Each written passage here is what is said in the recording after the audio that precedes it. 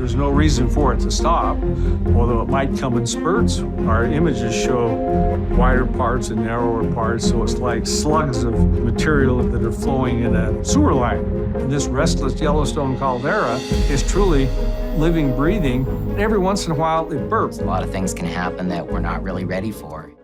Explosive super eruptions are among the most intense phenomena that have ever occurred on Earth's surface. The last massive volcanic explosion was 26,500 years ago.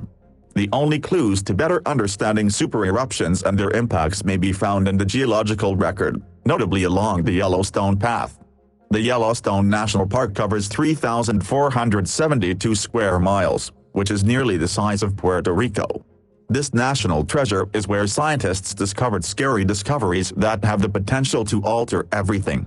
Is home to a wide variety of natural wonders, but it is also home to a number of perilous situations.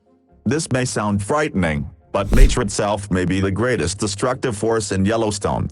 The likelihood of a catastrophic disaster on a never-before-seen magnitude makes the eruption of Yellowstone supervolcano one of the most feared events in recent history. Despite the fact that many people are unaware of the dangers it poses, it appears to be one of the most realistic threats to the majority of life on Earth, potentially leading to the extinction of the human species. When a park ranger indicated that something was going on inside the park, the authorities were forced to seal it down. What has just happened, and what is the reason for this closure? Stay with us till the end, because the Yellowstone supervolcano may just be waking up from its slumber. Yellowstone National Park, founded in 1872 and mostly located in Wyoming, is one of the country's most popular national parks, with millions of visitors each year. Yellowstone is one of the biggest national parks in the United States, spanning almost 3,500 square miles and extending into sections of Montana and Idaho.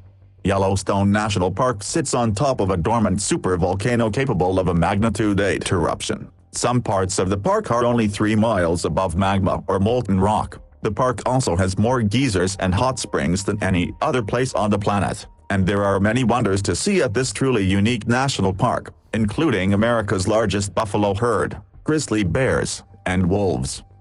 It is one of the most popular national parks in the world. It is, in reality, the world's first national park, established almost 20 years before Wyoming, Idaho, and Montana were recognized U.S. states. When the first visitors to Yellowstone attempted to publish their findings, news publications said, "Thank you, but we do not print fiction." The Yellowstone National Park has around 50% of the world's hydrothermal features. Old Faithful, one of the most popular and well-known natural marvels in the United States, is the most renowned of all the geysers. While it is a sight to see, there are some disturbing aspects to the national park. Yellowstone's hot springs are fascinating to see and even photograph due to their vibrant hues. But what if a guest falls into one of them? Before we go, let us state unequivocally that swimming in any of the hot springs is a bad idea. This volcanic caldera lies atop one of the world's biggest magma bodies, which is fed by an upwelling plume of superheated material. Because of this dynamic and violent subsurface plumbing, the water bodies above the surface, especially the many geysers and springs, are highly acidic, very hot, and lethal to wildlife. Yellowstone National Park remains a wild and occasionally frightening area. That's why 4 million visitors visit the park each year to see unspoiled panoramas, wild bears and bison, and get up and personal with hot gushing geysers and boiling thermal springs. However, the unique natural elements that make Yellowstone so appealing may also make it dangerous for unwary tourists. While backcountry hikers are fully aware of the dangers posed by grizzlies and bison, Yellowstone tourists can get into serious trouble while roaming near the park's popular geyser basins and other geothermal attractions. On June 7, 2016, Colin Nathaniel Scott slipped and tragically fell to his death in a hot spring near Port Cop Geyser. He and his sister illegally left the boardwalk and walked more than 200 yards in the Norris Geyser Basin when the accident happened. However, one of the park rangers recently disclosed something far more horrific happening beneath the ground. This volcano's activity has been closely and continuously monitored since 1923, but recent magma activity has caused the ground to swell and rise by up to 25 centimeters. This was an early indication to scientists who have been monitoring the sleeping monster's behavior that it may be ready to awaken. To predict what to expect from a prospective Yellowstone eruption, scientists have turned to the last 3 known eruptions. The size of all 3 eruptions was tremendous. The first eruption occurred approximately 2.1 million years ago, at Huckleberry Ridge. Approximately 580 cubic miles of volcanic ash, gases, magma and other materials were discharged. This eruption is now officially regarded as the largest in Yellowstone National Parks and North America's history. Mesa Falls was the second known Yellowstone eruption, occurring 1.3 million years ago and forming Henry's Fort caldera west of Yellowstone, the smallest of the 3 Yellowstone eruptions. This one produced approximately 67 cubic miles of volcanic ash. The Lava Creek eruption, the third major Yellowstone eruption, is the most recent known. The volume of material ejected was less than half that of the Huckleberry Ridge eruption, but it covered a wider surface area. Along with the magma and other volcanic debris, a considerable amount of volcanic ash and gas was ejected with tremendous force. As a result of these cataclysmic eruptions, the Yellowstone volcano sucked in surrounding forests and anything else that it could before collapsing in on itself and leaving a depression that is still present today. This depression is known as the Yellowstone caldera. The most recent comparable volcanic eruption is the infamous Mount St. Helens volcanic eruption in 1980.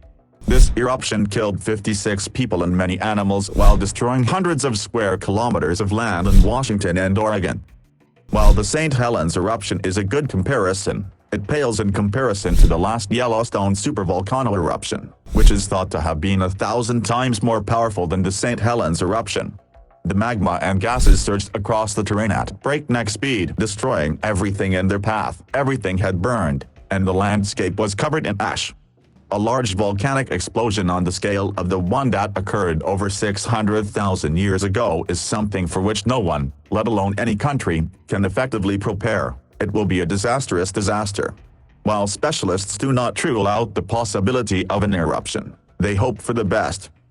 Meanwhile, officials at Yellowstone have identified a big block of magma that has begun pulsing, and experts are unsure whether minor volcanic occurrences such as hydrothermal bursts or lava flows are fair to predict. The underlying activity has reached a level that has sparked speculation about when and how powerful the volcano will erupt. The frequency of earthquakes in the Yellowstone region has increased in recent years. Scientists can use some of the most advanced seismic detection and monitoring technology to assess the level of activity in the magma pool below. According to a Yellowstone National Park system alert, the massive dome-shaped uplift is constantly rising in size. This is irrefutable proof of rising volcanic activity beneath the ground of Yellowstone National Park. Yellowstone officials have been forced to close the park as the volcanic uplift continues, making it inaccessible to visitors and even many researchers. This mini lockdown was implemented to protect people in the case of a volcanic eruption, which appears to be closer now than it has been in the last 600,000 years. Let us know what you think in the comments section below, and as always, thanks for watching our video. See you in the next one.